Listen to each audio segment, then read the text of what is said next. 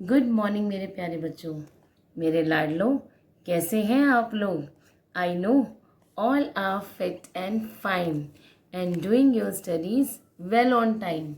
अच्छा, तो मुझे ये बताओ आज कौन सा दिन है। Very good. Today is Saturday and Saturday is the activity day.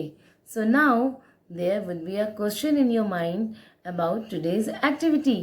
तो आज सबसे पहले आप अपनी मम्मी के साथ बैठे और उन्हें बताइए कि आज आपसे मिलने आ रही हैं प्रतिभा मैम। अब आप स्कूल तो आ नहीं पा रहे हैं तो क्या हुआ, हमें तो आपसे मिलना ही था, इसीलिए ढूंढ लिया ऑनलाइन का रास्ता।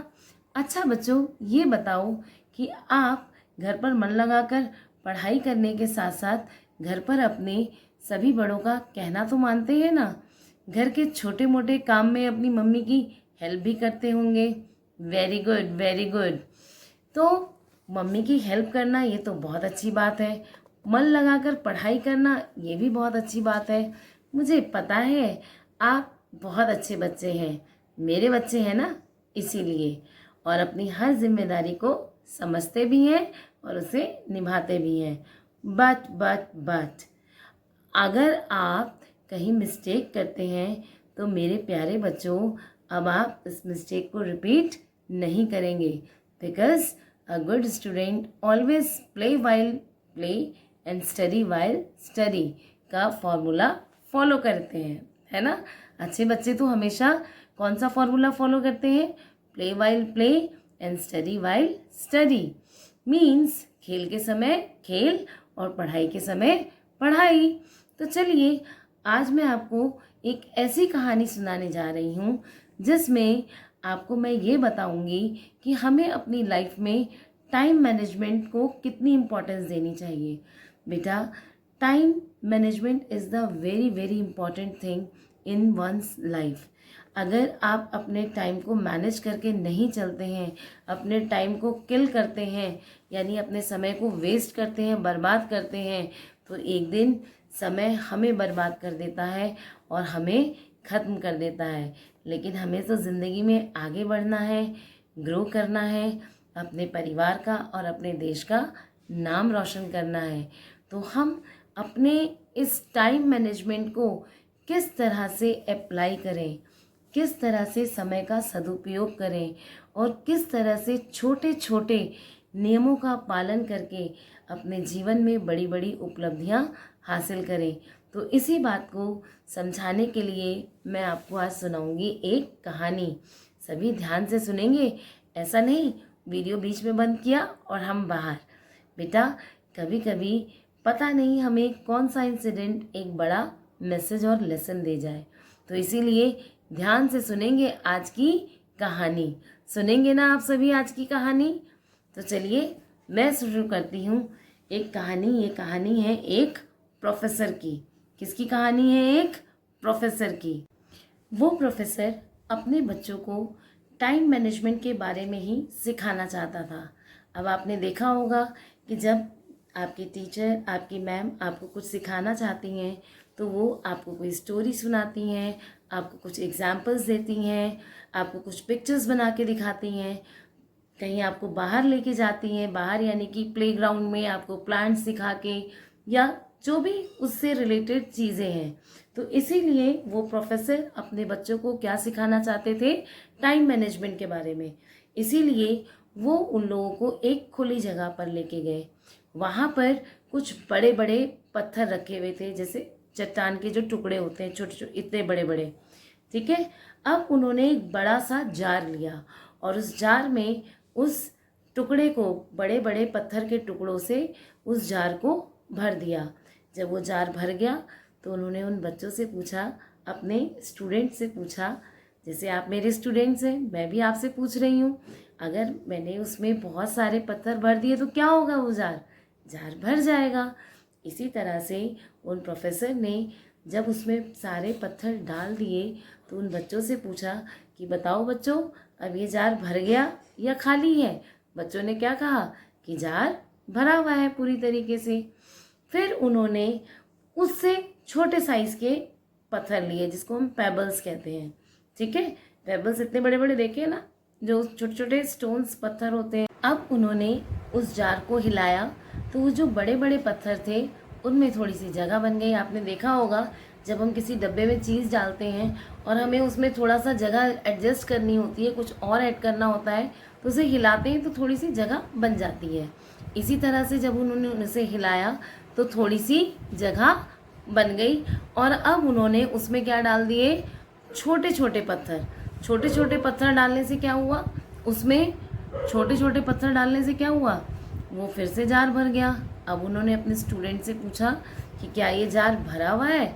बच्चों ने बिल्कुल जवाब दिया कि ये जार भरा हुआ है। अब उन्होंने उसमें रेत डाल दी। क्या डाली, रेत, जिसको हम क्या कहते हैं, सैंड। सैंड बिल्कुल क्या होती है, बिल्कुल बारीक होती है।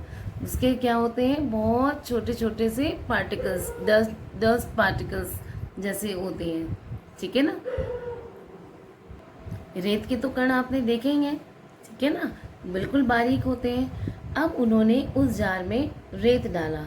देखो, जब उन्होंने बड़े बड़े चट्टान, यानी कि जो चट्टान के जो टुकड़े होते हैं बड़े बड़े साइज में, उसको डाला था, जार भर गया। उन्होंने उसके बाद फिर क्या किया था कि छोटे छोटे पेबल्स डाले। बच्चों ने फिर कहा कि जार भर गया है। अब उन्होंने फिर दोबारा क्या डाला, उसमें रेत, सैंड, जो कि बिल्कुल बारीक होती है। उन्होंने देखा कि वो रेत भी उसमें एडजस्ट हो गई। अब उन्होंने बच्चों से पूछा कि बेटा बताओ, ये जार आपने पहले भी कहा था भरा हुआ है, उसके बाद मैंने उससे छोटे पत्थर डाले, वो भी आ गए। आपने फिर कहा ये जार भरा हुआ है, मैंने फिर उसमें क्या डाला, रेत, ये फिर भर गया। अब बच्चों ने कहा कि यस सर, भर तो गया। उन्होंने कहा अब इस टास्क को आप करेंगे। उन्होंने बच्चों को बुलाया और उन्होंने कहा कि अब इस टास्क को आप करेंगे, ठीक है ना। अब बच्चों के लिए भी क्या था, बच्चों ने भी उसे भरना शुरू किया। तो प्रोफेसर ने कहा कि अब आप इसे सबसे पहले सैंड से भरेंगे, यानी कि रेत से। उन्होंने उस जार में सबसे पहले क्या डलवाया, रेत। बच्चों ने जैसे ही रेत डाली, अब वो जार पूरा भर गया।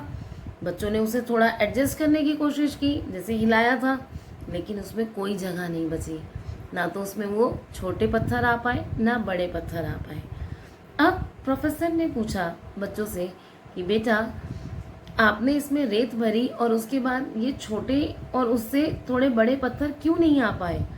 बच्चे बिल्कुल चुप थे, उनकी भी ये जादू समझ में नहीं आ रहा था कि ये क्या जादू हुआ।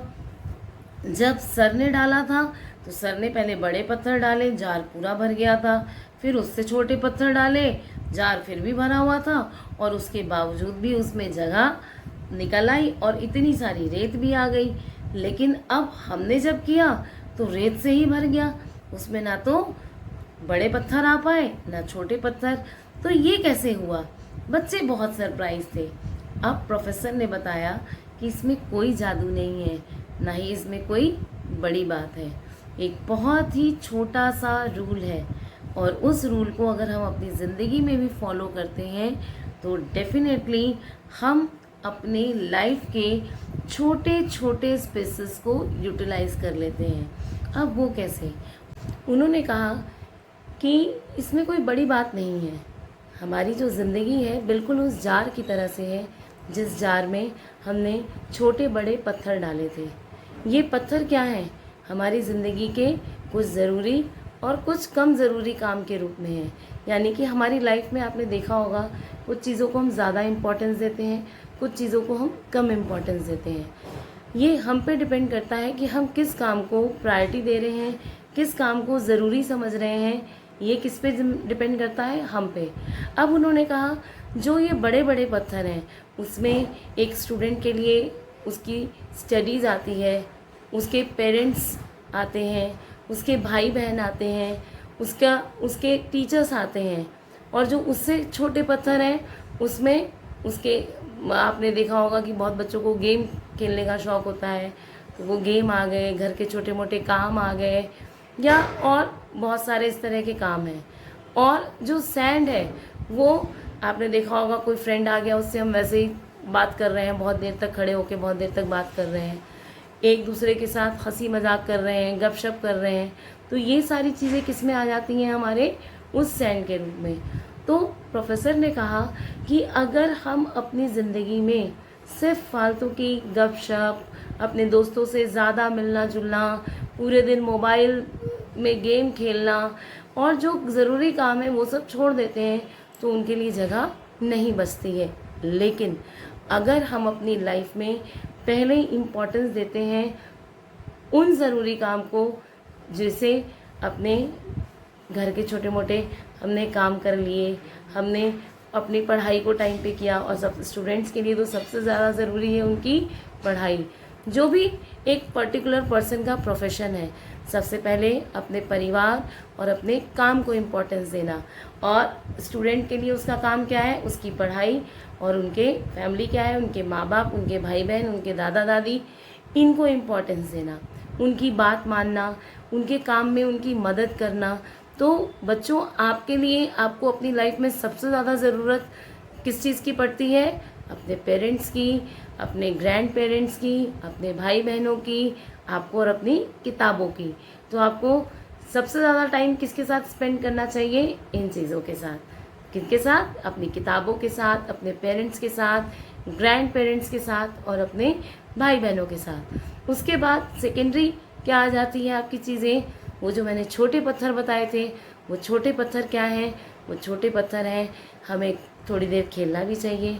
जब हमने ये काम कर लिया तो उसके बाद हमें उन्हीं समय में से, उसी 24 घंटे में से कुछ समय हम एडजस्ट करते हैं। जैसे आप 2 घंटे पढ़ लिए, उसके बाद आप 10-15 मिनट का ब्रेक लेके थोड़ी देर टीवी देखें, थोड़ी देर मोबाइल पे गेम भी खेलें, कोई गलत बात नहीं है। इसीलिए गलत बात नहीं है क्योंकि आजकल आप बाहर नहीं जा पा रहे, एंटरटेनमेंट तो चाहिए ही। आप लूडो खेल सकते हैं, कैरम खेल सकते हैं, इंडोर गेम खेल सकते हैं, बट मोबाइल में तो आजकल पढ़ाई भी हो रही है। तो इसीलिए आप कोशिश कीजिए कि मोबाइल गेम को अवॉइड कीजिए, ठीक है ना। जब आप स्कूल आना शुरू करेंगे तब आप 5-10 मिनट के लिए चला सकते हैं, बट अभी मोबाइल की गेम को अवॉइड कीजिए। और अभी क्या करेंगे, हम लूडो खेलेंगे, कैरम खेलेंगे, जिनके घर में बाहर जगह है वो वहाँ बैडमिंटन भी खेल सकते हैं, ठीक है ना। तो अपने आप को इन चीज़ों में एंगेज करेंगे।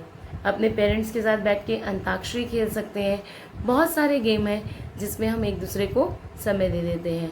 उसके बाद जो सैंड है, वो सैंड किस रूप में है? हम अपने दोस्तों के साथ फ़ोन पे घंटों लगे रहते हैं बातें करने के लिए, सोशल मीडिया पे इतना सारा टाइम देते हैं। तो अगर हमने इसी से अपना समय ख़त्म कर लिया तो हमारे पास हमारे ज़रूरी काम के लिए वक्त ही नहीं बचता है। तो ये जानना ज़िंदगी में सबसे ज़्यादा ज़रूरी है कि हमारे लिए इम्पॉर्टेंट क्या है। जब हम अपने वो इम्पॉर्टेंट काम कर लें, फिर उनमें से कुछ समय निकाल कर उससे कम इम्पॉर्टेंट चीज़ों को समय दें, और वो चीज़ें जिनके बिना भी हमारा काम चल सकता है, जिससे हमारा फ्यूचर अफेक्टेड नहीं है, जिससे हमारी लाइफ अफेक्टेड नहीं है, उसके बाद हम उन चीज़ों को समय दें। समझ में आ रहा है ना मेरे बच्चों? तो आज के बाद आपको अपना टाइम मैनेजमेंट करना है। किस तरह से? जैसे हम बच्चे जनरली क्या करते हैं, सुबह देर से उठते हैं, तो उन्होंने तो अपना वो जो टाइम है उसे किससे भर लिया? उस रेत से जो बिना, देखो बेटा, सुबह 4 से 5 बजे तक तो सोना बहुत ज़रूरी माना जाता है, यानी कि रात को 11 बजे से सुबह 4 बजे तक सोना आपके लिए ज़रूरी है। नींद भी पूरी होनी चाहिए 4-5 बजे तक। लेकिन उसके बाद की जो नींद है वो किस में कन्वर्ट हो जाएगी? सैंड में, यानी कि आप अपने टाइम को वेस्ट कर रहे हैं। अगर आपने अपनी लाइफ के जार में वो सोने, यानी कि जो आप सो रहे हैं उसको भर लिया ज़्यादा, तो जगह ही नहीं बचेगी और काम के लिए। तो इसीलिए अपने टाइम को बेटा मैनेज करेंगे। इसी 24 घंटे में से हमें अपने सारे काम के लिए समय निकालना है, और ये टाइम मैनेजमेंट हमारी ज़िंदगी में आगे भी बहुत काम आता है। No compromise with your studies, क्योंकि अगर आप अच्छे से पढ़ेंगे नहीं तो डेफिनेटली हमारा फ्यूचर और हमारे देश का फ्यूचर, हमारे परिवार का फ्यूचर, वो उसको कौन केयर करेगा? वो तो डार्क में चला जाएगा। और आप ये कभी नहीं चाहेंगे, हम ये कभी नहीं चाहेंगे कि मेरे बच्चे का फ्यूचर अंधकारमय हो। हम तो ये चाहते हैं वो सूरज की तरह चमके, मेरा बच्चा सूरज की तरह चमके, पूरे विश्व में उसका नाम हो, उसकी अपनी एक पहचान हो। और इसके लिए अभी तो बेटा बहुत मेहनत करनी पड़ेगी और हम इस मेहनत की ओर पहला कदम उठाएंगे टाइम मैनेजमेंट के साथ। आप सभी बच्चे अपना अपना टाइम टेबल बनाएं कि हमें इस समय पढ़ना है, इस समय खेलना है। 5 घंटे आप जो स्कूल में बिताते थे, आज उस 5 घंटे में से अगर आप 5 घंटे नहीं दे रहे, 4 घंटे तो घर पे ज़रूर पढ़िए। 1-2 घंटे अपने होमवर्क वगैरह को करने में लगाइए। अब उस 4 घंटे में ये नहीं कि वो आपकी पढ़ाई में ही होमवर्क ऐड हो गया, नहीं। 4 घंटे आपने अपनी सेल्फ स्टडी की, बुक्स रीडिंग की और डिफ़िकल्ट वर्ड लर्न किए। तो ये सारे काम करने के बाद फिर आप अपना होमवर्क करेंगे। एंड आई होप कि आपके पेरेंट्स भी आपकी इन सब काम में पूरी मदद कर रहे होंगे। I really thank all the वर्दी पेरेंट्स जिन्होंने इस मुश्किल समय में हमारा इतना साथ दिया, बच्चों को समय दिया, उनकी पढ़ाई में पूरी मदद की, क्योंकि उनके कोऑपरेशन के बिना शायद हम अपना मैसेज अपने बच्चों तक, अपना जो ये टीचिंग लर्निंग प्रोसेस है, घर तक, अपने बच्चों तक कभी नहीं पहुंचा पाते। तो मेरे सारे पेरेंट्स को, मेरे सारे बच्चों को बहुत बहुत धन्यवाद। मेरे प्यारे बच्चों, आपके लिए ढेर सारा प्यार। और आज जो मैंने कहानी सुनाई है, इसका मैसेज मैं चाहती हूँ, जो भी मैसेज है आप उसको अपने जीवन में खुद भी ग्रहण करें और दूसरों को भी मोटिवेट करें। क्योंकि कभी कभी जो टीचर्स कहते हैं और अगर आप उसे सुन लेते हैं, तो एक बच्चे ने भी अगर इसे ग्रहण कर लिया, तो मुझे लगेगा कि शायद आज की कहानी सुनाना मेरा सफल रहा। मेरे इस प्रयास को सफल करने में मुझे आप सभी गार्जियंस की, सभी पेरेंट्स की मदद चाहिए। क्यों? क्योंकि ये हमारे बच्चों के भविष्य की बात है। बच्चों को तो सही गलत नहीं पता, पर शायद हमें पता है। आज हम फिज़िकली बच्चों के सामने नहीं आ सकते, परंतु ऑनलाइन के माध्यम से मैं अपना मैसेज अपने प्यारे बच्चों तक पहुंचा रही हूं, ताकि मेरे प्यारे बच्चे सबसे पहले टाइम मैनेजमेंट करना सीखें। ठीक है? Thank you. Have a good day.